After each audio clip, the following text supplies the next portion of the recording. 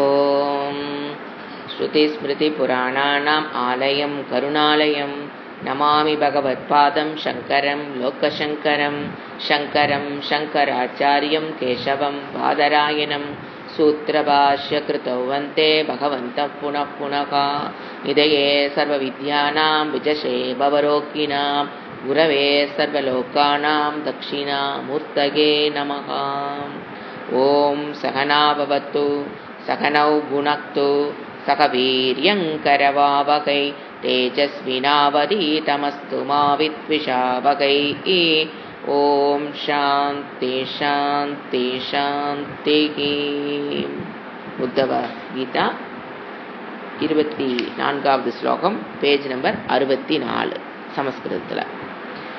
யோகானாம் ஆத்மசம்ரோதக மந்த்ரக அஸ்மி விஜிகீஷதாம் ஆன்வீக்ஷிகி கௌஷலானாம் விகல்பக க்யாதிவாதினாம். விபூதி யோகம் இங்கு இருப்பதனைத்தும் என்னை தவிர்த்து வேற எதுவும் இல்லை என்று இறைவன் இத்தனை விஷயங்களை ஒரு விஷயமா மெனக்கெட்டு கூறிட்டு வருகிறார் என்றால், நாம் இதில் இந்த அவர் சொல்லும் போது அந்த விஷயத்தில் விபூதி இங்கிருப்பது அனைத்தும் இறைவனை தவிர்த்து வேற மீண்டும் மீண்டும் தியானம் செய்யும் போதுதான் நமக்கு முதல்ல சைக்கலாஜிக்கலா கர்வம்ங்கிறது நம்மிடமிருந்து குறையும். அடுத்தது மற்றவங்கிட்ட இருக்கிற விஷயத்தை பார்க்கும்போது, என்னிடம் சில சிறப்பான விஷயங்களை பார்க்கும்போது, ஒன்றை கற்றுக்கொள்ளும் போதோ சில சிறப்பான குணங்கள் நம்மிடம் காணும் போதோ நமக்கு கர்வம், அதிலிருந்து விடுபடுவதற்கும். அடுத்தது பொறாமை, என்னை விட அதிகம் என் மனம் என்ன ஆகுது, என்னை விட எங்கிட்ட இருக்கிறத விட அதிகமான விஷயங்களை வேறொரு இடத்தில் காணும் போது மனம் ஆட்டோமேட்டிக்கா பொறாமைப்பட்டுவிடும். அந்த ரெண்டிலிருந்தும் விடுபட்டாதான் மனம் அமைதி அடையும். Qualified mind to study shastra. அதற்காகத்தான் இறைவன் என்ன பண்றார், ஃபர்ஸ்ட் இது சைக்கலாஜிக்கல் பாயிண்ட். அடுத்தது உலகம் மித்யா அகம் சத்தியம் அப்படிங்கிற அறிவு வந்தாலும் என்னால அந்த அறிவில் நின்று ஐ கேனாட் டூ டிரான்சாக்ஷன் ஒரு ப்ராப்ளம் எல்லாத்துக்கும் வரும். அறிவு இருக்கும், ஆனா அதில் நின்று என்னால் டிரான்சாக்ஷன் பண்ண முடியாத ஒரு நிலை நமக்கு வரும். அப்போ அந்த நிலை வரும்போது இந்த மெடிடேஷனுங்கிறது, இந்த தியானம் நிதித்தியாசனம் இறைவன் கொடுக்குற இந்த விபூதி யோகங்கிறது ஒன்னொன்று ஒரு தியானத்துக்காக எடுத்துக்கொள்ளப்பட வேண்டிய விஷயங்கள். இதை நீங்கள் மீண்டும் மீண்டும் தியானம் பண்ணும்போது நம்மளால என்ன பண்ண முடியும், இந்த உலகம் மித்யா அகம் சத்தியம் அந்த அந்த பாயிண்ட்ல நின்று we can do transaction. அப்பதான் சம்சார நிவர்த்தியே. வெறும் ஞானத்துல மட்டும் மோட்சனுடைய பலனை நம்ம மனம் அனுபவிக்க முடியாது. அந்த ஞானத்தில் நின்று நீங்க டிரான்சாக்ஷன் பண்ணும்போது தான் you can enjoy the freedom. அதற்காகத்தான் அவர் என்ன பண்றாரு, இத்தனை விஷயங்கள் கண்ணில் பட்டதெல்லாம் வரிசையா சொல்லிக்கிட்டே வர்றாரு. ஏன்னா ஏதோ ஒரு இடத்துல நமக்கு அந்த மமக்காரம் அகங்காரம் போய் ஒட்டிட்டு நிற்கும். அதிலிருந்து விடுபடுவதற்காக தான் இறைவன் இத்தனை விபூதிகளை வரிசையா சொல்லிக்கிட்டே வர்றாரு. இதுல இதுல யோகானாம், இந்த ஸ்லோகத்துல யோகானாம் இது பாத்தீங்கன்னா ஒரு ஆர்டராகவோ நம்ம அந்த மாதிரிலாம் எதுவும் எதிர்பார்க்க முடியாது. இது ஃபர்ஸ்ட் சொல்லணும், இது செகண்ட் சொல்லணும், இது தேர்ட் சொல்லணும் அப்படிங்கிற அரேஞ்ச்மெண்ட்டோ இல்லை ஒரு கிரமமோ இதில் கிடையாது. தனக்கு தோன்றுனதை வரிசையாக சொல்லிட்டு வராரு. பகவத்கீதையிலும் விபூதி யோகம் இருக்கும், அதுக்கு இதுக்கும் கூட மாறுபடலாம். சில விஷயங்கள் ஒன்றாவும் சொல்லலாம். எனக்கு இருப்பது அனைத்து இறைவனுக்கு போது எதை சொன்னேன் என்ன, எதை சொல்லாமிட்டேன் அப்படி புரிஞ்சுக்கணும். யோகானாம் ஆத்ம சம்ரோதக. யோகம்னா அஷ்டாங்க யோகத்தில் நான் சமாதி யோகமாக இருக்கிறேன். அஷ்டாங்க யோகம்னு என்ன, பதஞ்சலி படித்தவங்களுக்கு நல்லா தெரியும். யமா நியமா பிராணாயாமா அந்த மாதிரி பார்த்துருக்கோம் இல்லைங்களா. தாரணா தியானம் சமாதி பிரத்யாகாரம். பிராணாயாமத்துக்கு வர பிரத்யாகாரம் வரும். பிராணாயாமம் பிரத்யாகாரம் தாரணம் தியானம் சமாதி இதெல்லாம் பார்த்து பதஞ்சலி கொடுக்குற யோகங்கள். அதுல நான் கடைசியது சமாதி, எண்ணங்கள் அற்ற நிலை, திருப்புடி இல்லாத நிலை. நான் அறிபவன், நான் தியானம் செய்கிறவன், இது தியானம் செய்கிற பொருள், இது தியான விஷயம் எல்லாங்க ஒன்றாக நிற்கிற இடம், அதுதான் சமாதானம். அதைத்தான் அவர் என்ன சொல்றாரு, சமாதியாக நான் இருக்கிறேன். ஆத்ம சம்ரோதக மந்திரக அஸ்மி. எது? விஜிகீஷாம். அடுத்தது விஜிகீஷாம் மந்திரக அஸ்மி. விஜிகீஷாம் அப்படின்னா இப்போ ஒரு திட்டம் தீட்டுறாங்கன்னு வச்சுக்கோங்களேன். ஒரு நாட்டில் ஒரு வெற்றி வருவதற்காக, ஒரு பிரச்சனையிலிருந்து விடுபடுவதற்காக என்ன பண்ணுவோம், நாம் வீட்லேயும் வச்சுக்கலாம், ஒரு திட்டம் பிளான் பண்ணுற இடத்துல அந்த சரியான மந்திரம்னா கொள்கை, பிரின்சிபிள், சரியான பிரின்சிபிளாக நான் இருக்கிறேன். அதாவது இந்த இடத்துல ஜெயிக்க வேணும், நான் வெற்றி பெற வேண்டும். விஜிகிஷானா நான் இந்த இடத்துல வெற்றி பெறணும், நாம் இதை சாதிக்கணும், நாம் இதை முடிக்கணும், இதை செஞ்சு முடிக்கணும், இந்த விஷயத்தை ஜெயிக்கணும். அப்படிங்கிற இடத்துல நான் சரியான பாலிசியாக இருக்கிறேன். நாட்டில் பல பாலிசி போடுறாங்க பார்த்தீங்கன்னா, எல்லாமே வெற்றி பெறுவதில்லை. இவர் என்ன சொல்கிறாரு, அந்த திட்டம் வெற்றி பெறணுங்கிறதுக்கு நம்ம என்ன பண்ணுறோம், ஒரு திட்டம் தீட்டுறோம் பார்த்தீங்களா, அந்த திட்டமாக வெற்றி பெறுகிறதுக்குண்டான திட்டம். ஒரு திட்டம் போட்டு அதை தோற்று போனால் அதை சொல்லவர், அந்த பிளானிங், அந்த பாலிசி, 5 ஆண்டு திட்டம் கவர்மெண்ட் போடுறாங்க பார்த்தீங்களா, அது அந்த பாலிசியாக நான் இருக்கிறேன். ஆனால் வெற்றி பெறுகிற திட்டத்தின் பாலிசியாக நான் இருக்கிறேன். அப்படி புரிஞ்சுக்கணும். ஏன்னா விஜிகீஷா வெற்றி பெறுகிற திட்டத்தில் நான் அந்த பாலிசியாக இருக்கிறேன். அது வீட்லேயும் சரி, நாட்டிலையும் சரி. அடுத்தது கௌஷலானா, குசலஸ்ய பாவம் கௌஷலம். கௌஷலம் என்ன, குசலஸ்ய பாவம், இன்டெலிஜென்ஸ். குசலம்னாவே அறிவுன்னு அர்த்தம்.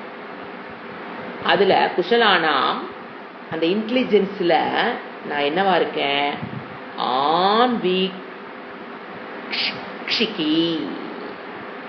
இந்த பவர் ஆஃப் இன்டெலிஜென்ஸ்னு ஒன்று இருக்குல்ல, அதுல நான் என்னவா இருக்கிறேன், ஆன்வீக்ஷிகி, விவேகமாக இருக்கிறேன். எத்தனையோ இன்டெலிஜென்ஸ் இருக்கு, பிரித்தறியக்கூடிய விவேகமாக நான் இருக்கிறேன்.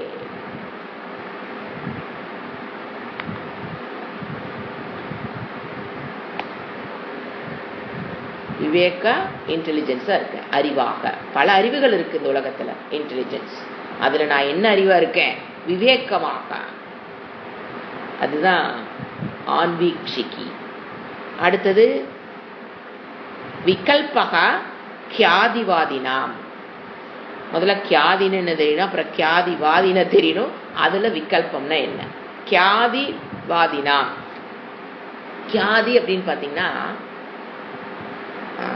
மனவிருத்தி. கியாதி அப்படின்னா மனதில் வருகிற ஒரு தாட்.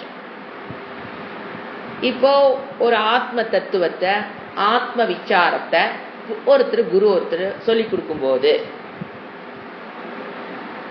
அதுல டிஃபரெண்ட் டைப்ஸ் ஆஃப் விருத்திகள் வருவதற்கு வாய்ப்பு இருக்கு. அவங்கவுங்க புரிஞ்சுக்கிறதுக்கு தகுந்த மாதிரிதான் அந்த விருத்தி வச்சுதான் அவங்களுக்கு அந்த ஞானம் ஏற்படுது. வியாபஸ்திக் ஞானம் சொல்றேன் பாத்தீங்களா, ஒரு விருத்தி வந்துதான் அவங்களுக்கு அது என்னவா ஆகுது, ஞானம் ஆகுது. அந்த விருத்தியை பொறுத்துதான் அவங்க ஞானம் அமையும். இப்போ குரு சொல்லி கொடுக்குறாங்க அப்படின்னா 10 பேர் இருக்காங்க அப்படின்னா 10 பேர் குரு சொன்னதை அப்படியே அவங்களுக்குள்ள விருத்தியா வர்றதில்லை. அவங்கவுங்க விருத்திக்கு தகுந்த மாதிரிதான் ஞானம் என்ன ஆகுது, மாறுபடுது. இது கியாதிங்கிறது தத்துவ விசாரம் செய்வதில் உண்டாகிற மன விருத்திக்கு தான் கியாதி. எல்லா விருத்தியும் நம்ம எடுத்துக்கூடாது. தத்துவ விசாரம் செய்யும் போது குருமுகேன உட்கார்ந்து செய்யும் போது மனதில் வருகிற தாட், அதுதான் கியாதி. அது மாறுபடுறதுனாலதான் இத்தனை மதம். சாஸ்திரம் சொல்றத புரிந்து கொள்ளும் போது டிஃபரண்ட் விருத்தி வந்ததுனால தானே இத்தனை கியாதி. கியாதினா இத்தனை மனவிருத்தி தான். அதுக்கு என்ன சொல்லுவாங்க, கியாதிவாதம் பாங்க. ஒருத்தன் உன்னை புரிஞ்சுக்கிற சாங்கியவாதி, அது வாதி. அவனுக்கு என்ன புரிஞ்சுதோ அவன் இந்த தர்சனங்கள் இத்தனை வந்தது. திருஷ்டி சிருஷ்டிவாதி, சிருஷ்டி திருஷ்டிவாதி, அது கிடக்குதுங்க நிறைய. நாம் என்ன அதெல்லாம் விசாரத்துக்குலாம் என்ன நம்ம போகல.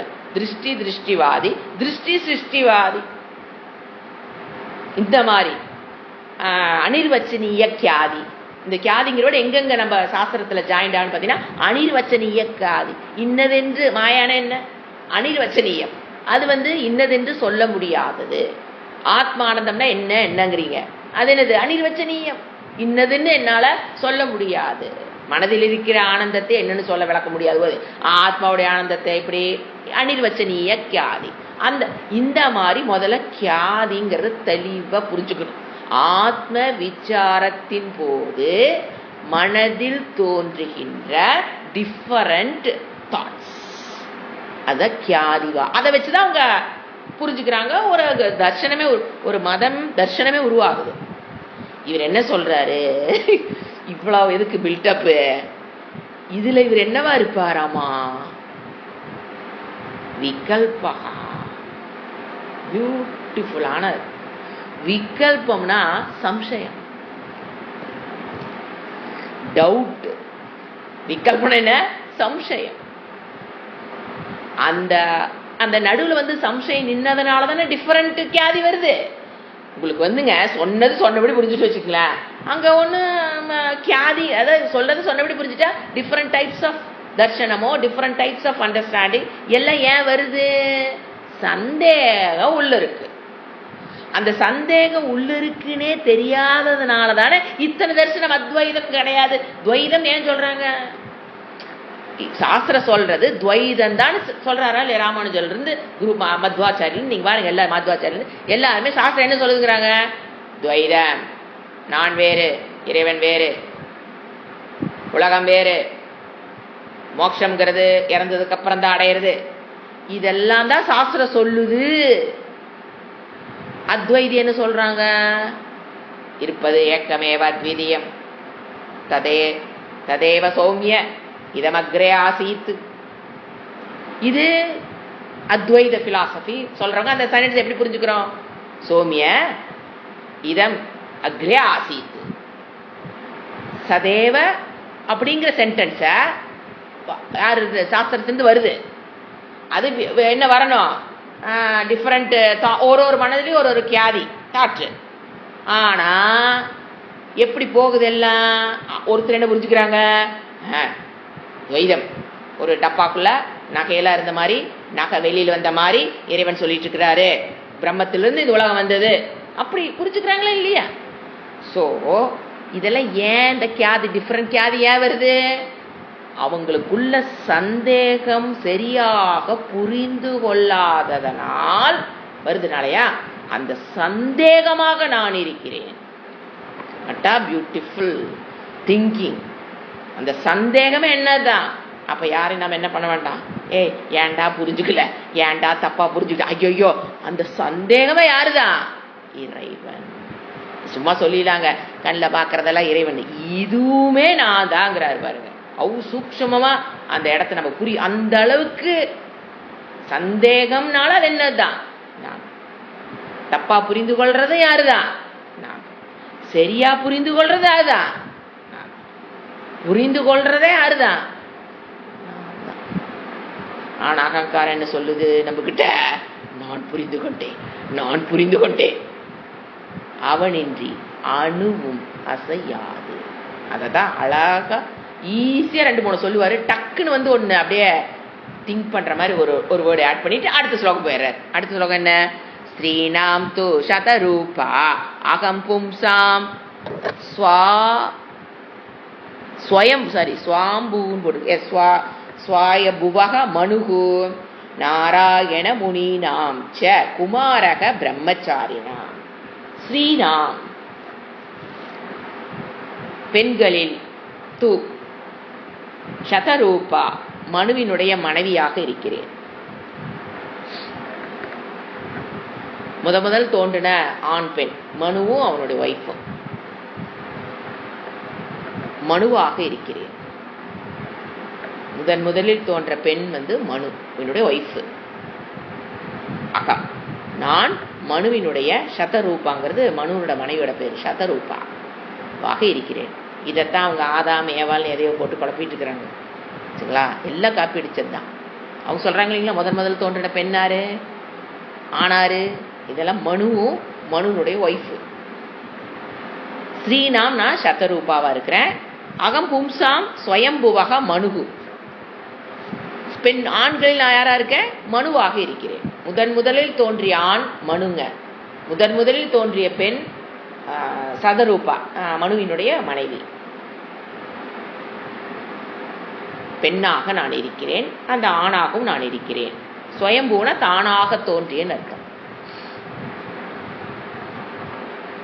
ஏன்னா ஸ்வயம்பூன பிரம்மாஜி என்னது? ஸ்வயம்பூ சம்பு. ஸ்வயம்பூன தானாக சுயமாக தோன்றுதல். சுயம்பு தமிழ் சொல்ல மாரியம்மன் வந்து சுயம்புங்க. இந்த கோயில் வந்து சுயம்பா வந்துச்சுன்னா தானாக பூமியிலிருந்து வெளியில் வருதுன்னு அர்த்தம். இங்க பிரம்மாஜி ரூபமான மனுவும் மனுவினுடைய மனைவி.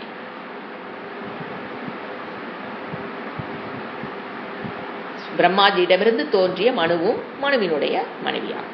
நாராயணக முனினா, உங்களுக்கு தெரியும், முனிவர்களில் மனநசீலக, மனதை தன் கட்டுக்குள் கொண்டு வைந்தவர், ஒழுங்குபடுத்தியவர்கள், நெறிப்படுத்தியவர்கள் முனிகி. அவர்கள் நான் நாராயணனாக இருக்கிறேன். நாராயணன் என்ற பெயருடையவனாக நான் இருக்கிறேன். முனினாம் நாராயணக.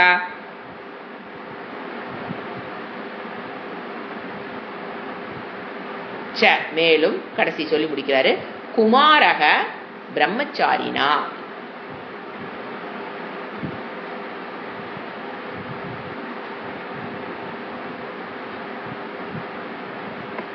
பிரம்மச்சாரிகளுக்குள் நான் சனத்குமாரனாக இருக்கிறேன்.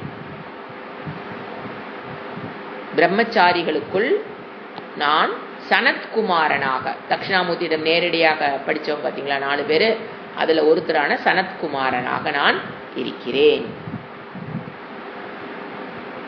4 பேர் பிரம்மாஜியோட மானச புத்திரர்கள்.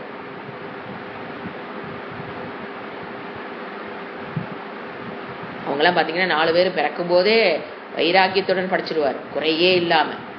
அப்புறம் பார்த்தா அவங்களுக்கு இந்த உலகத்தையும் அனுபவிக்க முடியாது, ஞானமும் இல்லாத ஒரு நிலை வரும்போது தான் ஐயையோ வான்னு உட்கார வச்சு நிவிருத்தி, சரி பிரவிற்த்தி மார்க்கம் அவங்க மனதில் வராது. ஏன்னா அதான் வைராகியம் வந்துருச்சு. ஸோ உலகத்தை படைச்சிட்டு வைராகியத்தோடு 4 டிக்கெட் விட்டா அதுங்களுக்கு உலகத்தை என்ஜாய் பண்ண முடியல, ஞானம் இல்லாதனால ஒரு எம்டினஸ். அப்போதான் தட்சிணாமூர்த்தி சின்முத்திரையை காமிச்சு உபதேசம் செய்வார். அந்த வந்தவங்க தான் சனத்குமார். அந்த சனத்குமாரனாக நான் இருக்கிறேன்.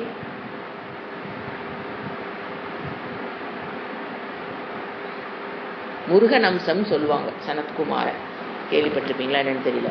முருகனுடைய ஒரு அம்சம் தான் சனத்குமார். அடுத்தது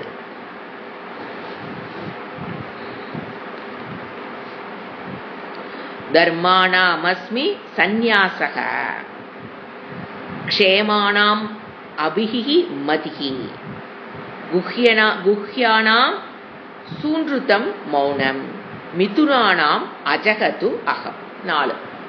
ஃபர்ஸ்ட் தர்மானாம் அஸ்மி சந்நியாசக.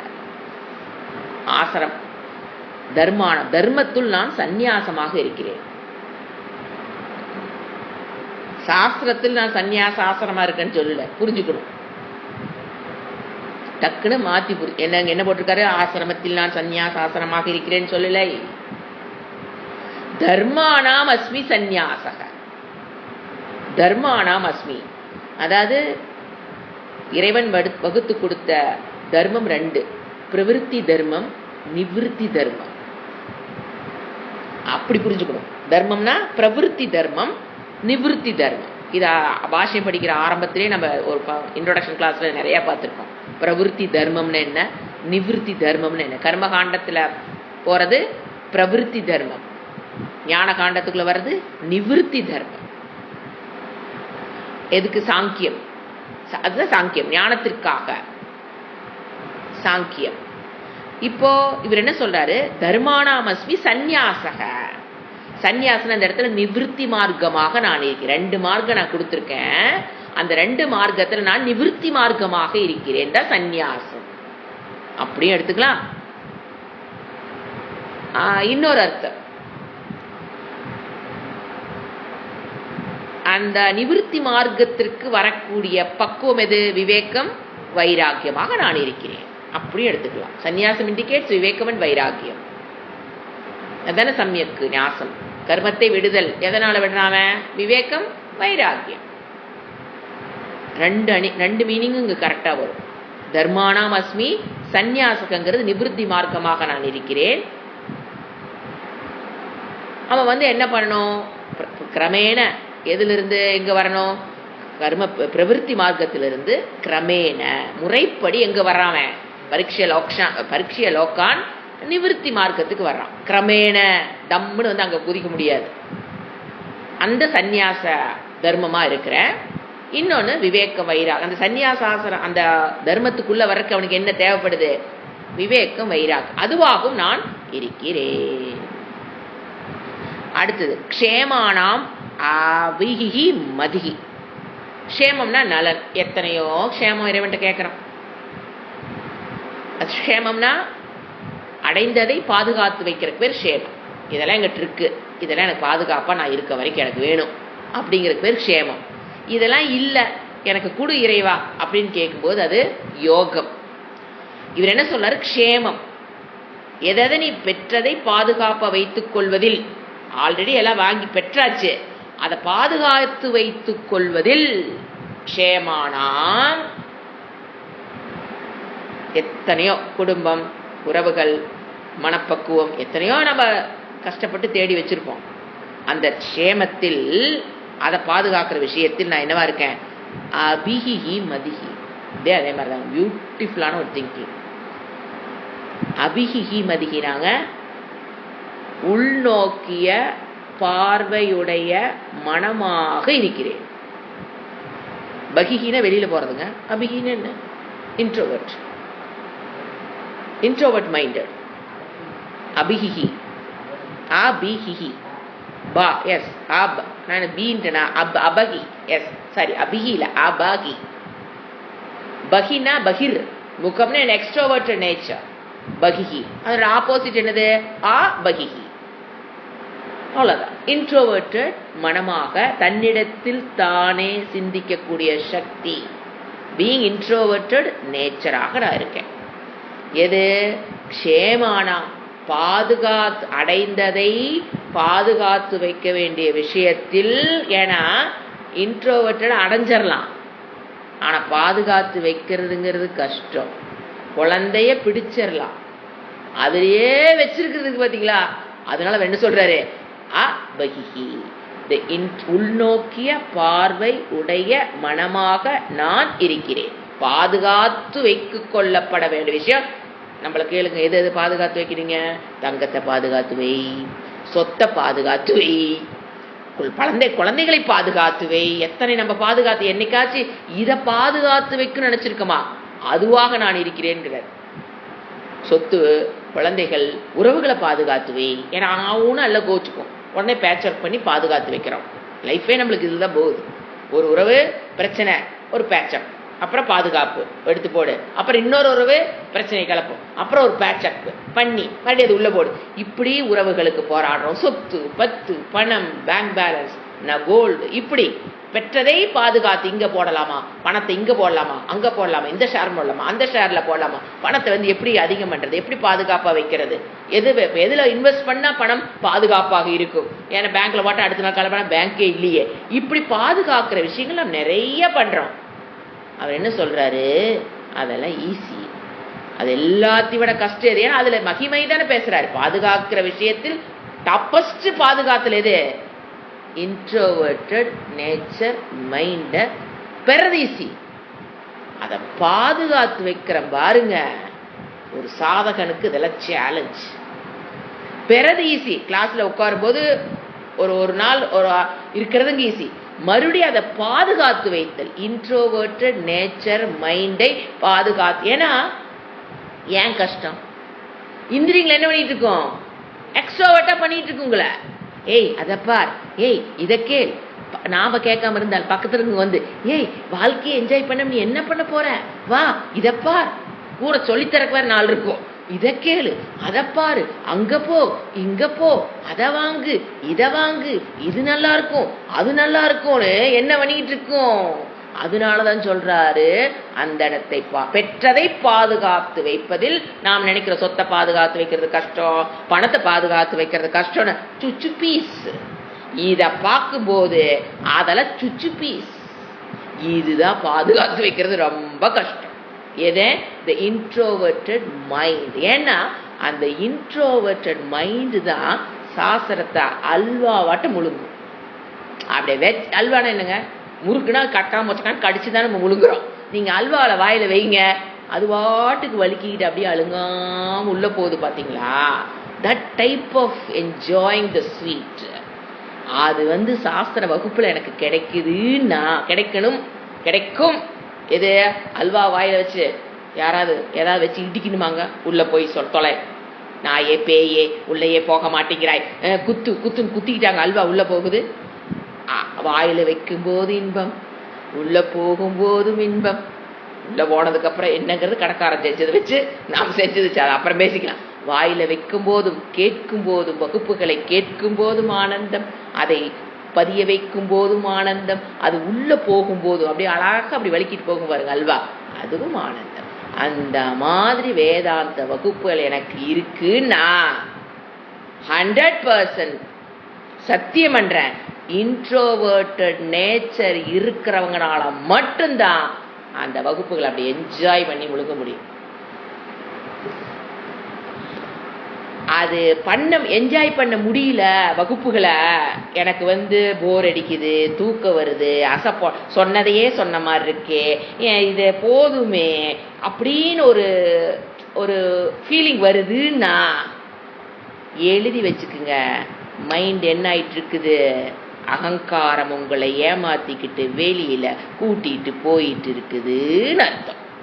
அப்ப யாரை பிடிக்கணும்? மாயாவியை பிடித்துத்தான் மாயையை கடக்க முடியுமே தவிர இந்த அகங்காரங்கிற மாயையை என்னால தனியாக நின்று போராட முடியாது. அப்ப டக்குனு என்ன பண்ணணும்? இறைவனை உள்ள கொண்டு வந்து, மனம் எக்ஸ்ட்ரோவர்ட் ஆகும்போது யாரை கொண்டு வர தெரியும்? ஃபர்ஸ்ட் இறைவனை கொண்டு வந்து, இறைவா இப்படி மனதை காப்பாற்று, ஐ ஷுட் பி இன்ட்ரோவர்ட்டட். நிறைய பேருங்க இன்ட்ரோவர்ட்டடா நேச்சரா இருக்காங்க பாத்தீங்களா, அதுவே தப்புன்னு நினைச்சு வாழ்றவங்க தான் 99 people. ஐயோ நான் எக்ஸ்ட்ரோவர்ட்டா போயிட்டு இருக்கிறேன், நான் இன்ட்ரோவர்ட்டா வரணும்னு கண்டுபிடிக்கிறதே பாப்புலேஷன்ல 1% தான். அது 1% சொல்றது கரெக்டா என்னன்னு தெரியல. அதுல வந்துடுறோமா, வந்ததுக்கு அப்புறம் அது தவறா சரியான்னு போராடுறதுல பாதி போயிடும். ஏன்னா ஐயோ இன்ட்ரோவர்ட்டா போயிட்டு இருக்குமே, இது தப்போ, உலகத்துட்டு வெளியில வரமோ, நாம் தனியா இருக்க மாதிரி இருக்குதே, உறவுகள் விட்டு வெளியில வர மாதிரி இருக்கே, யாரு கூட அதிகமா பேசாதனால நம்ம அலூஃபா தனியா திரிசுங்கு லோக்கத்துக்கு போயிருவோமோ, இப்படி அதுல பாதி பேர் போயிருவாங்க. இன்ட்ரோவர்ட் நேச்சர் தான் கரெக்ட், அதுலதான் நான் நிக்கணும். அதைத்தான் இறைவன் என்னிடம் எதிர்பார்க்கிறார். எப்பா? வகுப்புகளை அட்டன் பண்ணும் போது, வேதாந்திக் சாதகனாக இருக்கும் போது you should be introverted nature. It's a good thing. It is the thing you which பகவான் உங்கள்கிட்ட வேணும்னு நினைக்கிறது. இதைத்தான் நினைக்கிறார். இது இன்ட்ரோவர்ட்டுக்கு வந்ததுக்கு அப்புறம் பயப்படுறவங்க நான் நிறைய பேரை பார்க்குறேன்.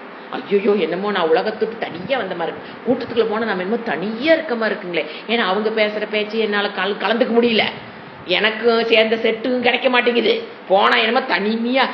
ஐயோ அதைத்தான் இறைவன் உங்களிடம் எதிர்பார்க்கிறார்.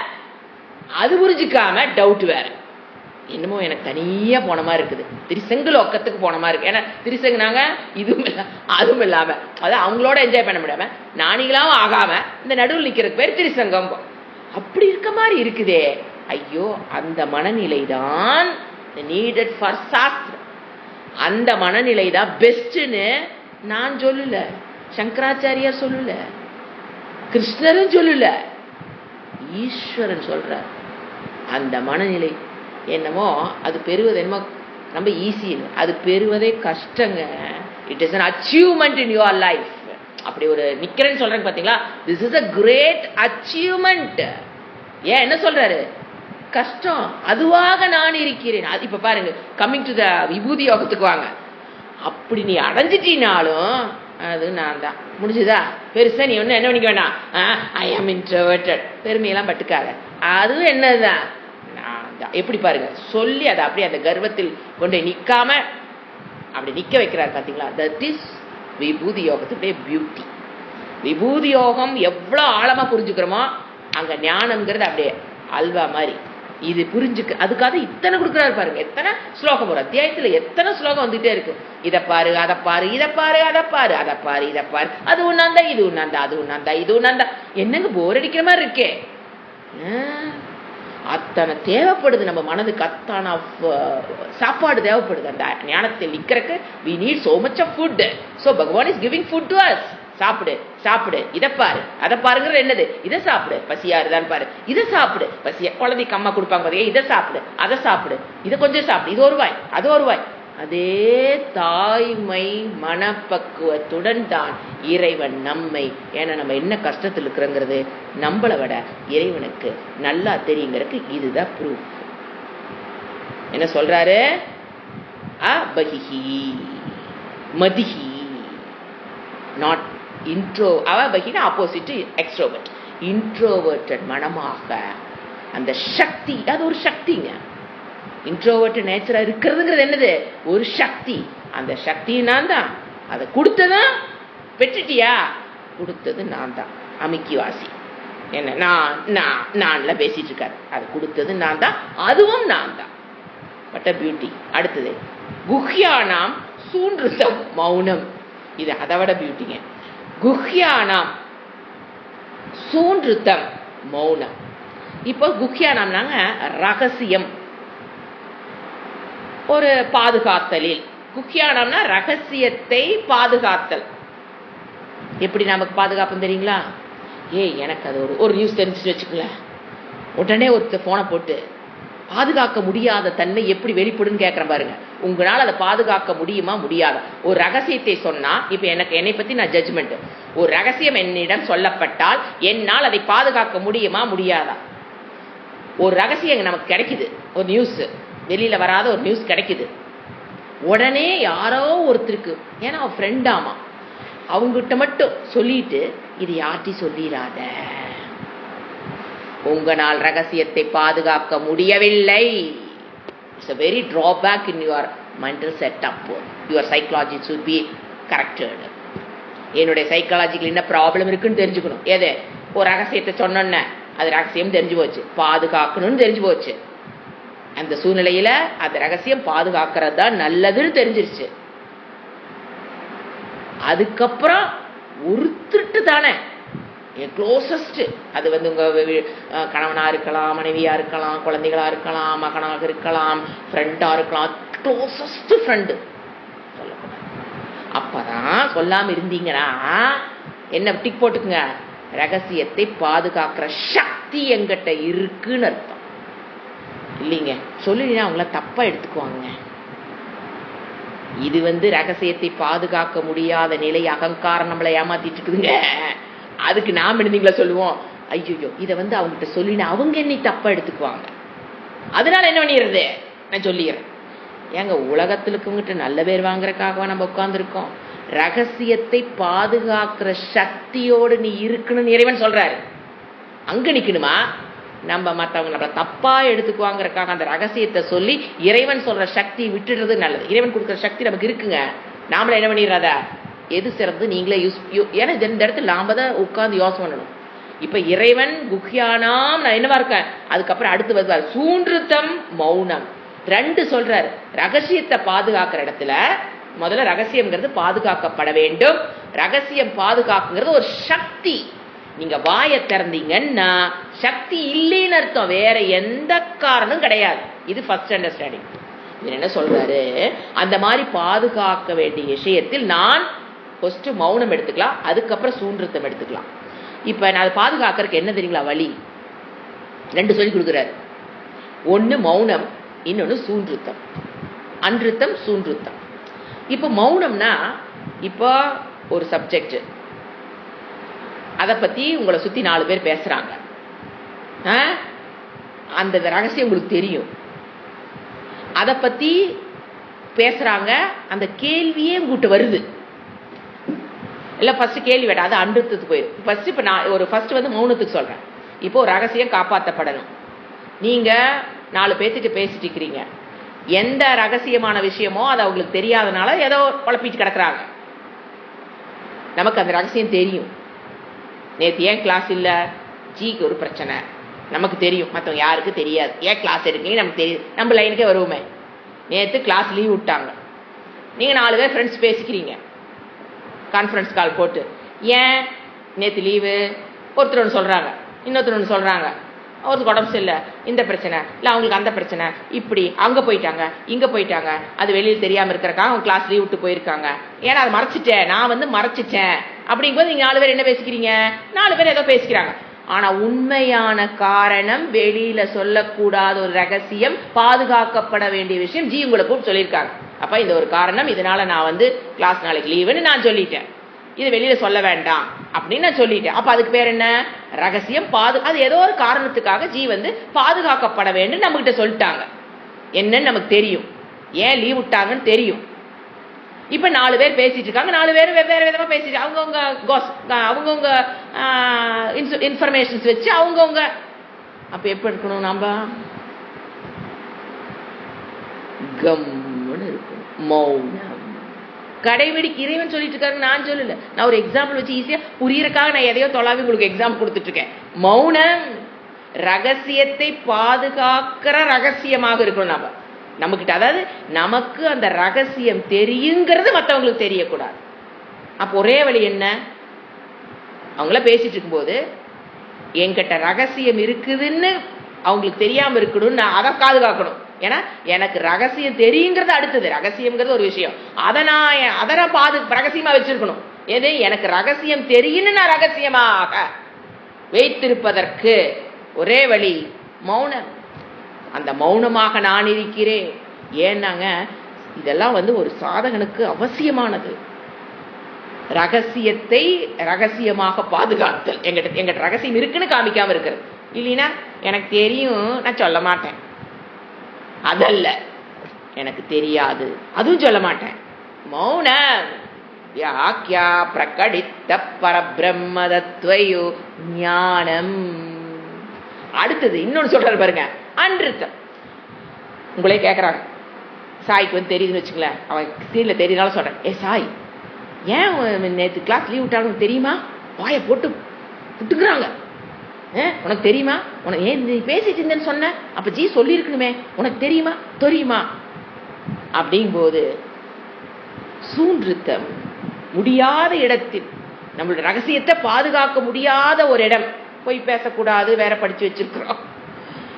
நம்ம யார் பேசிட்டு இருந்தாங்க, நம்மள ஒண்ணு கண்டுக்கலாம், மௌனமா இருந்துட்டு அப்படியே ஒதுங்கி வந்துடலாம். நம்மள குறி வச்சு கேட்கறாங்க, ஏன் உனக்கு தெரியுமா? உனக்கு தெரியுமா? அது எங்க வீட்டுல எசோக்கு பிரச்சனை ரொம்ப வரும். ஏன்னா கூடவே இருக்கிறாங்க இல்லையா, என்னாச்சு ஏதாச்சு என்னாச்சு ஏதாச்சு அப்படின்லாம் ரொம்ப கஷ்டம். அது ஒரு உதாரணத்துக்கு சொன்னாங்க. உண்மையை அதெல்லாம் எதையும் நான்லாம் மறைக்கிறது இல்லை, லீவ் விடுறதே கிடையாது, விட்டா தானே அதுக்கு ஒரு காரணம் சொல்லிட்டு இருக்கிறதுக்கு. ஒரு உதாரணம் சொல்றேன். இப்ப அவர் நிலைமை யோசனை பாருங்க. போன் பண்ணி, எசோ என்னாச்சு என்னாச்சு மிஸ் ஜிக்கு என்ன, நீங்க வந்து நல்ல அன்போட ஆதரவோட எப்படியோன்னு கேட்கலாங்க, தப்புன்னு சொல்ல. அப்ப அவ என்ன பண்ணணும்? புளி இருக்கா கடையிலன்னு போய் கேளுங்களேன், மளிகை கடையில. சர்க்கரை இருக்கு, பதில் வரும். புளி இருக்காங்க, அந்த கடையில் வந்து வியாபாரம் பண்ற இல்லைன்னு சொல்லக்கூடாதுன்னு ஒரு தர்மம் இருக்கு. அதனால என்னமாங்க அவங்க, சர்க்கரை இருக்குங்க. உப்பு இருக்கா, அது உப்பு இல்லைன்னு சொல்லவே கூடாது.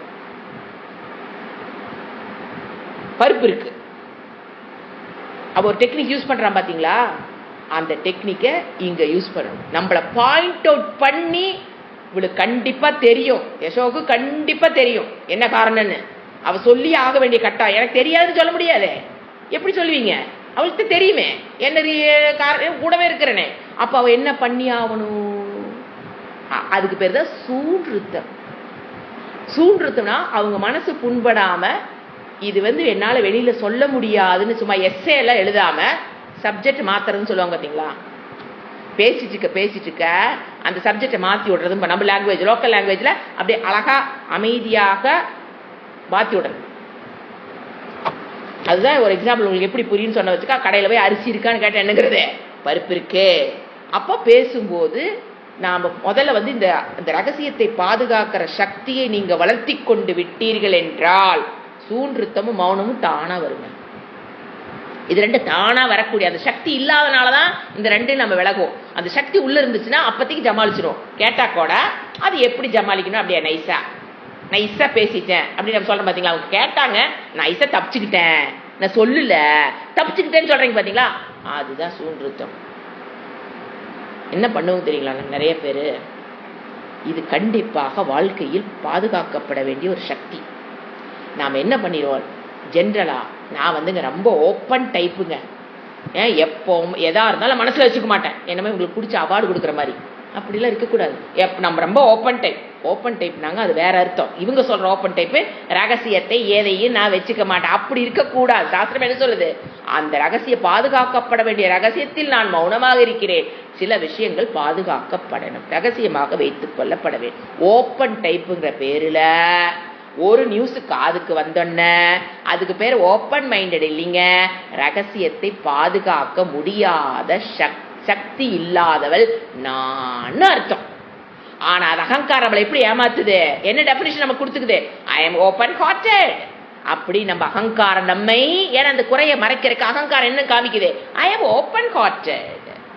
எதா இருந்தாலும் ஓட்டு உடச்சிடுவேன், எதா இருந்தாலும் டைரக்டா பேசுவேன், நான் தைரியசாலி, எதுக்கு நான் பயப்பட மாட்டேன், எனக்கு தெரியும், நான் சொல்றேன், மறைக்கிறது தப்பு. இது பேசிட்டு இருக்கிறோம்னா என்ன, உள்ள ஓட்ட ரகசியத்தை பாதுகாக்கிற சக்தி இல்லைன்னு மனசுக்கு தெரிஞ்சு போயிடும். அதை எப்படி நம்ம கிட்ட இன்டர்பிரேட் பண்ணுது, ஏய் இப்படியே இரு, ஓப்பன் காட்டுறாரு, இட்ஸ் a குட் குவாலிட்டி. நாமளே அகங்காரம் நம்ம அந்த இடத்துல தான் நம்மளுடைய அகங்காரம் நம்மை ஏமாற்றுதுன்னு கண்டுபிடிச்சுக்கணும். புரியுதுங்களா?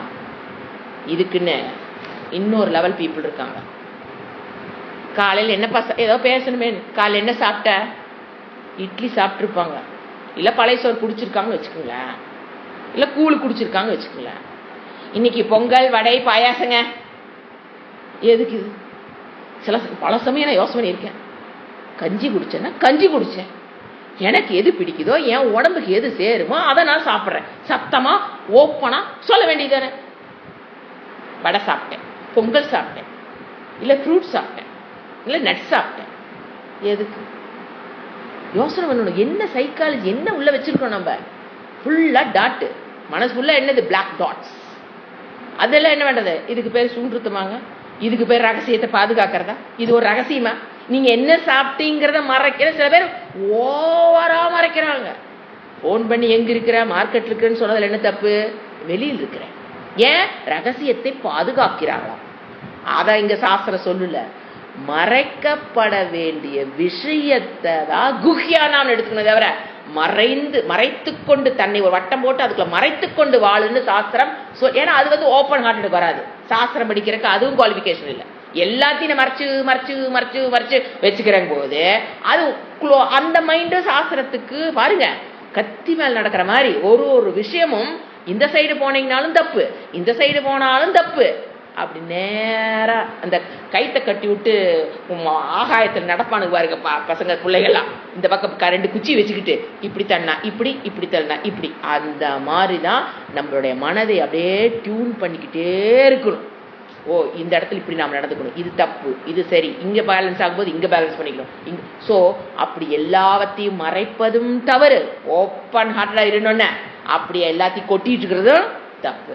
என்னங்க இவ்வளவு கஷ்டம், இதுதான் சூக்ஷமான புத்தியை பெறுவதற்குண்டான வழி. இது 2 பண்ணீங்கன்னா, ஓவரா மறைச்சிங்கனாலும் ஸ்தூல புத்தி. எதை எல்லாத்தையும் காலையில் என்ன சாப்பிட்டேன்னு சொல்லிட்டு போக வேண்டியதானே, அதை மறைச்சு வைக்கிறீங்க. எங்க இருக்குன்னு கேட்டா எங்க இருக்குன்னு சொல்லிட்டு போக வேண்டியதானே, அது என்ன ரகசியம்? அது பாருங்க இந்த காலத்துல இதெல்லாம் சின்ன வயசுல இதை நான் ரொம்ப நோட் பண்ணி, போன் வந்தோடனே எடுத்துட்டு ஓடுவாங்க. யாரு இல்லாத இடத்துக்கு போய் பேசுறோம், அங்கேயே ப்ராப்ளம் ஆரம்பிச்சிருக்கு. ஓடக்கூடாது. போன் வந்தோடனே ஏன் ஓடணும், பின்னாலே அங்கேயும் அங்கேயும் எங்கே யாரும் இல்லாத இடத்துக்கு ஏன் ஓடுறோம், ஏதோ ப்ராப்ளம் கிட்ட இருக்கு. அப்போ எவ்வளவுதான் அதாவது அது சாஸ்திரம் ஒன்று சொல்லும், நீ மற்றவங்க பேசுற அது அவசியமற்றதா எப்படி கண்டுபிடிக்கிறது, எப்படி கண்டுபிடிக்கிறது? எப்படிங்க எனக்கு தெரியும் இது ஒருத்தர் பேசிட்டு இருக்காங்க?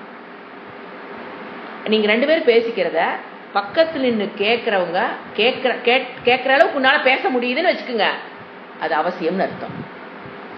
தெரியாம மற்றவங்களுக்கு தெரியாம நம்ம பேசுறேன்னு பாருங்க, அவசியமற்றது. காசிப்பிங்கா இருக்கோ, தேவையற்ற. ஏன்னா மனசாட்சி ஏன் ஓடுறது தெரியுங்களா? மனசாட்சி சொல்லுது இது தேவையற்ற பேச்சு, அனாவசியமான பேச்சு, பிரயோசனம் இல்லாத பேச்சு, இது காசிப்பிங் அப்படின்னு மனசு சொல்றதுனால தான் ஓடுறோம். இதெல்லாம் சிந்திச்சு பார்த்து நம்ம சைக்கலாஜி நம்மள என்ன பண்ணிக்கணும்? ஏன் ஓடுறோம்? புத்தி சொல்லுது ஏய் இது என்னது? காசிப்பிங், தப்பு, பேசக்கூடாது, வேஸ்ட் ஆஃப் டைம், எனர்ஜி. ஏன்னா போன் எடுத்து நம்ம தான் 3/4 மணி நேரம் 1 மணி நேரம் நொச்சா உள்ள புத்தி சொல்லுமில்ல, you are wasting your time. அது தினம் ஊசி குத்துற மாதிரி குத்திட்டே இருக்கும்போது போன் எடுத்தாவே மனசு பக்குங்க, ஐயோ போன டைம் வேஸ்ட் பண்ண சொல்லியிருக்காங்க. அப்ப மனசு என்ன பண்றது? மற்றவங்களுக்கு தெரியாம இருக்கு. ஓ, எப்ப நீங்க ஒருத்தர் பேசுறோம், 2 பேர் நிக்க வச்சாலும் நான் அதை பேசுவேன்னா அந்த பேச்சை மட்டும் பேசி பாருங்க. போன் வந்தா லவுட் ஸ்பீக்கர்ல போட்டுட்டு பேசி பழகுங்க. அனாவசியமான பேச்சுக்கள், தவறான பேச்சுக்கள் வாயிலிருந்து வராது. ஏத்த மாதிரி பேச மாட்டேன். ஏன் தெரியுங்களா?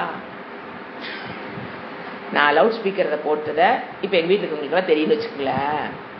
இது எப்போ பார்த்தா லவுட் ஸ்பீக்கரில் போட்டு, ஏன்னா ஒரு ப்ராப்ளம் இருக்குது எனக்கு. கிட்ட வச்சு என்னால் ஒரு மைக்ரைன் பிரச்சனை, கிட்ட வைக்கக்கூடாது முதலே சொல்லியாச்சு. செல்ஃபோன் வந்த காலத்துலேயே வந்துருச்சு எனக்கு பிரச்சனை.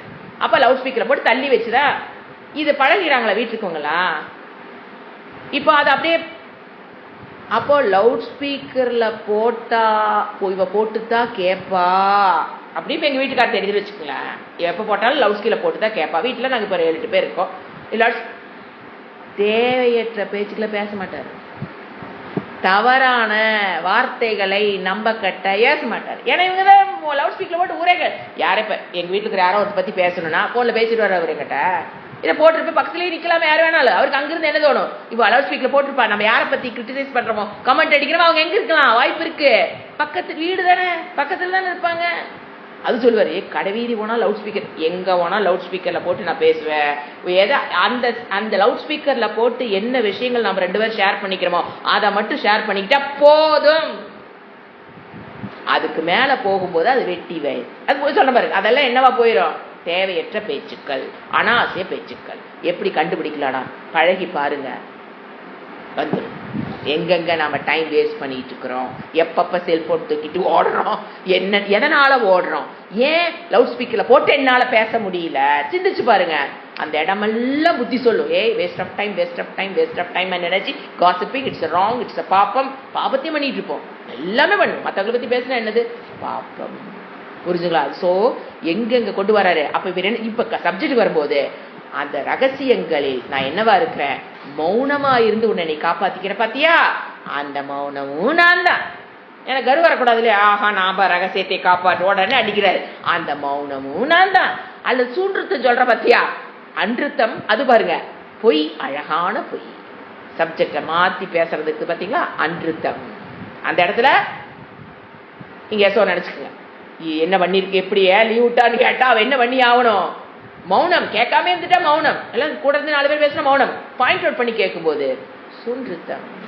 புளி இருக்கான்னு கேட்டா பருப்பு இருக்குன்னு சொல்ல தெரியும். அதை விளக்க வேண்டிய அவசியம் இல்லை, இது உங்களுக்கு எல்லாம் நல்லா தெரிஞ்சதுனால அடுத்ததுக்கு போகலாம்.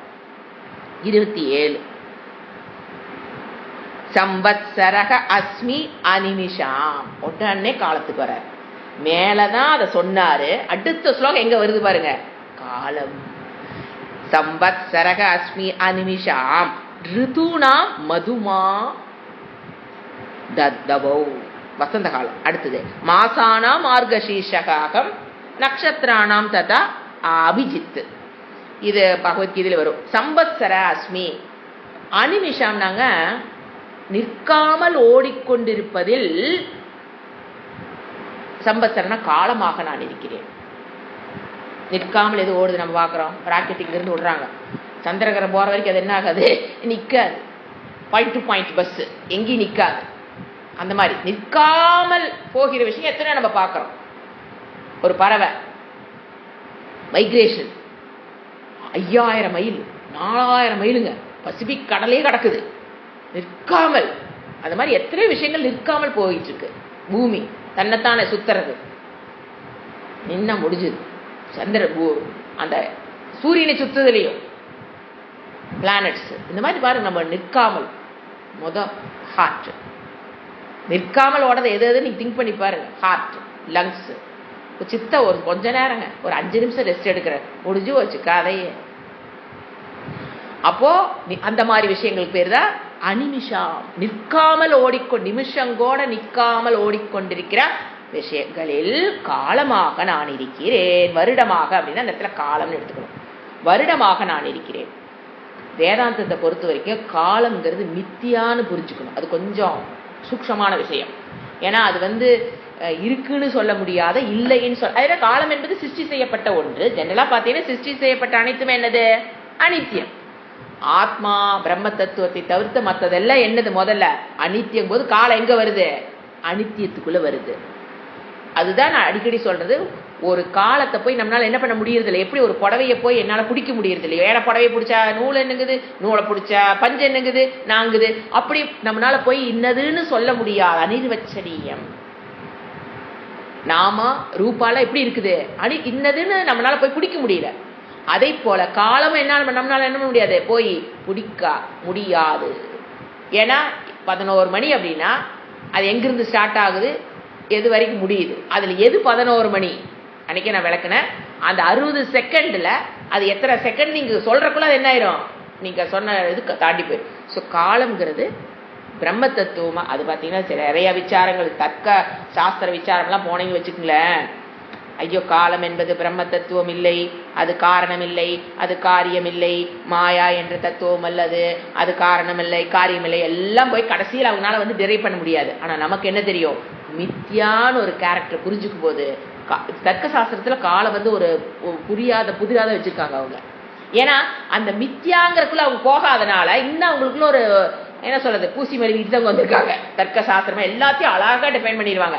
இந்த காலத்துக்கு டெபினிஷன் போனீங்க வச்சுக்கங்களேன், இப்படித்தான் இருக்கும். அது பிரம்ம தத்துவம் இல்லை, அது காரணம் இல்லை, அது காரியமும் இல்லை, அது மாயாவும் இல்லை, இப்படியே போயிட்டு இருக்குது அவங்களுக்கு.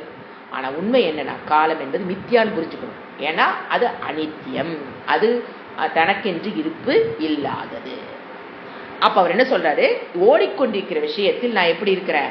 காலமாக இருக்கிறேன் அப்படின்னு எப்படி புரிஞ்சுக்கணும்? காலம் ஓடிக்கொண்டிருக்கிறது, உனக்காக எதற்காகவும் அது நிற்காது. அதுதான் நாம புரிஞ்சுக்க வேண்டிய சைக்கலாஜிக்கல் பாயிண்ட். பிலசாபிக்கல் நான் சொல்லிட்டேன், சைக்கலாஜிக்கல் எப்படி புரிஞ்சுக்கணும்?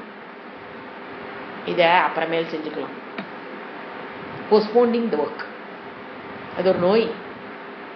ஆக்சுவலா அது மனநோய்ங்க. ஆனா ஒத்துக்க மாட்டோம். ஆக்சுவலா மனநோய். அப்புறமேல் செஞ்சுக்கலாம். அப்ப செஞ்சா தான் அது கரெக்டா இருக்கும். அப்ப போஸ்ட்போன் பண்றோம். அப்ப என்ன பண்ற? காலத்தை விரயம் பண்றோம்னு அர்த்தம். அப்போ அதைத்தான் சொல்றாரு இவரு. அந்த காலமாக நான் இருக்கிறேன்னா காலம் நமக்காகவே ஓடிக்கொண்டிருக்கிற விஷயம் சொல்றாரு. ரெண்டே கனெக்ட் பண்ணி பாருங்க. ஓடிக்கொண்டிருக்கின்ற விஷயத்தில் நான் காலமாக இருக்கிறேன்னா காலம் ஓடி போயிட்டே இருக்கும். நீ அதோட ஓட கத்துக்கோ. நாம அதை பிடிச்சி வச்சு நான் அது அப்புறம் காலத்தை என்ன நம்மளால பிடிச்சி வச்சு காலத்தை நம்மளால என்ன பண்ண முடியாது. அப்புறம் இழந்த காலத்தை அதெல்லாம் உங்களுக்கு நல்லா தெரியும், திருப்பி கொண்டு வர முடியாது. 5 நிமிஷம் கிளாஸுக்கு லேட்டா வந்துட்டாலும் சுவாமிஜி சொல்வார், அந்த 5 நிமிஷம் சொன்ன விஷயங்கள் திருப்பி உன்னால பிடிக்க முடியாது. Loss is loss. காலத்தினால எதை இழந்தீங்களோ திருப்பி அந்த காலம் உங்களுக்கு கொண்டு வந்ததை கொடுக்காது. நீங்க கேட்கிற சமயத்தில் அது என்ன ஆகாது, அந்த காலத்துக்கு அதுங்கிறது. இது என்ன தெரியல லாஜிக்கே. இப்போ உங்களுடைய 45 வயசுல இருந்து 50வது வயசு வரைக்கும் ஒரு வேதாந்தம் உங்களுக்கு கிடைக்கணும் அப்படின்னு ஒரு பிராரத்தத்தில் இருந்து அதுக்கு உண்டான புண்ணியம் இருந்துதா நீங்க 45ல இருந்து 50க்குள்ள அதை நீங்க அதை யூஸ் பண்ணிக்க முடியும். புரிச்சுங்களா? இப்போ 45ல கிடைச்சிருச்சு. அது எப்ப முடிய போகுது? சையோகமெல்லாம் வியோகங்க. அதை முதல்ல தெரிஞ்சுக்கணும். எது சையோகமோ அதுல வியோகமாகும். எது இணைந்ததோ அதுல வியோகம் தான் ரூல் ஆஃப் த சிருஷ்டியே. எது என்னுடன் இணைந்ததோ அதெல்லாம் என்னை விட்டு போக ஒரு நாள். வேதாந்த வகுப்புல யோசனை பண்ணி பாருங்க.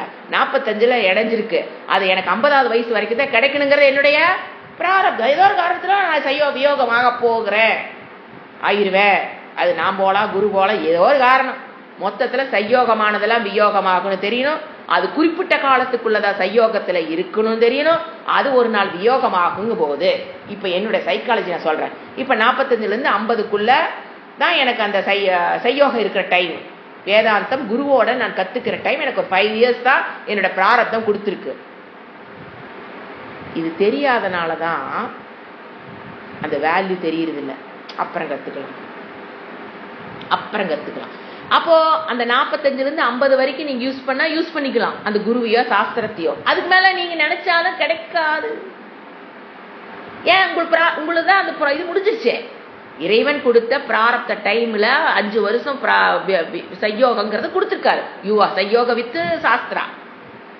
அது முடிஞ்சதுக்கு அப்புறம் இந்த விஷயங்களை 1-2 கேட்டு வச்சிருப்போம் பாத்தீங்களா, அப்ப ஏங்கும், மனம் ஏங்கும். எதை 40 to 45 கொடுத்துட்டாரு, 45 to 50 முடிஞ்சது. நம்ம 50க்கு அப்புறம் அந்த விஷயங்கள் 1-2 உள்ள போய் வச்சிருக்கா, மறுபடியும் கத்துக்குன்னு மனம் ஏங்கும். கண்டிப்பா ஏன்னு தெரிஞ்சு வச்சுட்டோம் இல்லையா. ஏதோ ஒரு காரணத்துல நீ போஸ்ட்போன் பண்ணிட்டீங்க, ஆனா அந்த விஷயம் கத்துக்கப்பட வேண்டிய விஷயம்னு நல்ல பதிவாயிருக்கும். 50க்கு அப்புறம் நீங்க கத்துக்கணும்னு நினைப்பீங்க, ஆனா உங்க பிரார்த்த பிரகாரம் அது வியோகமாய் போயிருக்கும். லாஜிக் திங்க் பண்ணி பாருங்க. நல்ல திங்க். இதுக்கெல்லாம் பயப்படக்கூடாது. ஐயா இப்படி ஆயிருமா அப்படி ஆயிருமா அப்படி பயப்படுறதுக்காக சொல்லி கொடுப்பதல்ல. த வேல்யூ நீங்க நினைப்பீங்க. அடிக்கடி அது மெசேஜ் பண்ணுவேன். ஒரு விஷயம் தானாக கிடைக்குது, எளிதாக கிடைக்குது, ஈஸியா கிடைக்குது, பணம் இல்லாம கிடைக்குதுங்கிறக்காக அது வேல்யூ இழந்ததல்ல. இறைவனா பார்த்து உங்களுக்கு அந்த 5 வருஷத்துக்கு சையோகத்தை பண்ணி விட்டுருக்காரு. அது பண்ணினது அவரு தான், நான் இல்லை. ஆச்சா, அந்த காலத்துக்குள்ள எவ்வளவு முயற்சி போட முடியுமோ, எவ்வளவு காலத்தை நம்ம கொடுக்கணுமோ கொடுத்து அதை புடிச்சுக்கு பார்க்கணும். ஏன்னா விட்டுட்டீங்கன்னா இன்டெஃபினட் லாஸ். ஏன் அடுத்த பர்த் தான். அப்புறம் விட்டுட்டீங்கன்னா 5 வருஷம் விட்டுட்டோம்னா அப்புறம் அடுத்த பர்த் ஸ்ரீமதாம் கே யோகினாம் குலே அது அப்புறம் பார்த்துக்கலாம். இந்த லாஸ்ட் தான். அப்புறம் நீங்க பாருங்க, அதுக்கப்புறம் நீங்க விட்டுட்டோம், ஏதோ ஒரு காரணம், பையன் கல்யாணம், புள்ள கல்யாணம், பேத்தி பறந்துருக்கா, ஏதோ ஒரு காரணம் விட்டுட்டீங்கன்னு வச்சுக்குவோம். ஆனா 50க்கு அப்புறம் நீங்க ஏங்குவீங்க அது கத்துக்கணும்னு. ஆனா என்ன இருக்குது, டாட்டா பை பை, உன்னையோட நான் சையோகி இந்த காலம் முடிஞ்சு போச்சு. அப்போ குருவுக்கு உங்களுக்கு நடுவில் என்ன ஆயிரும், ஒரு இணைய முடியாத ஒரு காலம் வரும். சையோகமானது எல்லாமே என்னாகும், வியோகமா. இத மனசுல டெய்லி நினைச்சுக்கணும். சில பேர் கேட்கறது, எப்படிங்க டெய்லி கிளாஸ் எடுக்கிறீங்க, எப்படிங்க லீவ் விடாம. இதெல்லாம் சீரியஸ்னஸ். இந்த வேல்யூ சீரியஸ்னஸ், இந்த உண்மை எப்ப நம்ம குருகிட்ட போறோமோ அப்பவே தெரியும். ஓ, குருக்கு நம்ம ஜாயின் பண்ணி விட்டுருக்காரு, இவ்வளவு காலம்தான். நீங்க பாருங்க, அந்த சையோக காலத்தை இப்ப நாங்க ஒரு குருகுல என்ஜாய் பண்ணமா இல்லையா, அந்த சையோகம் அது ஒரு நாள் வியோகமாச்சா, எப்படி வந்த வெளியிலன்னு யோசனை பாருங்க. அந்த வியோகத்தை, அந்த வியோகமானதுக்கு அப்புறம் அந்த குருவோட இருந்த வாழ்க்கை எங்களுக்கு ஒரு 10 years 20 years வச்சுக்கோங்க. அதை மேக்சிமம் யூட்டிலைஸ் பண்ணிட்டீங்கன்னா, அடுத்த பாயிண்ட் பண்ணலீன்னா ஒரு பாயிண்ட் சொன்னேன், அந்த காலத்துடைய வேல்யூ தெரிஞ்சு யூட்டிலைஸ் பண்ணிட்டீங்கன்னா வியோகத்துக்கு அப்புறம் நாங்க எப்படி இருக்கோம், ஐயோ இழந்து விட்டேனே அப்படியே கவலைப்பட்டு இருக்கோம்.